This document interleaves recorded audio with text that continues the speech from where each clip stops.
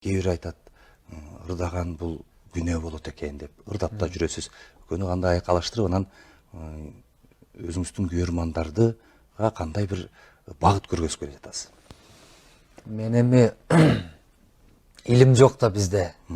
Бирок ошол илимдүү аалымдар менен да сүйлөшүп отуруп, сиз сыяктуу баарлашып калабыз да. Анан биз ошол ырдаганга чейинкисин токтото алсак да. Биздин улуу байкелер дагы ушул намаз окуп, өзүнүн ибадаттарын аткарып жүргөн байкелерден дагы сүйлөшүп отуруп калганда айттык да, биз ошол ырдаганга чейинки күнөөлөрдү токтото алалы биринчи. Арак ичип аткан, наша тартып аткан, зына кылып аткан, уурлук кылып аткан, гыйбат кылып аткан, ошого окшогон маселелер көп да. Бул ырдаган нерсе өтө өзгөчө көрүнөт. Негизи болбойт. Мен аны моюнга алам. Бирок канткенде устаз Чубак ажынын дагы айткан сөзү бар эмеспи?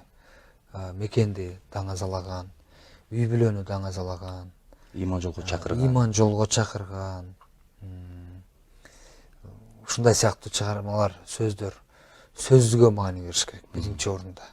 Сенсиз күнүм атпайт, таңым атпайт эмес. Ал ким ал? Ал жөн гана макулук, жөн гана пенде. Кантип ал жок болсо сенин күнүң, таңың атпай калат. Ошондуктан Аллага шерик кошпогонду сөздөр, тарбиялык маанидеги, адамдарды жакшылыкка чакырган, жамандыктан кайтарган багыттагы тексттер менен жазып иштеп атабыз.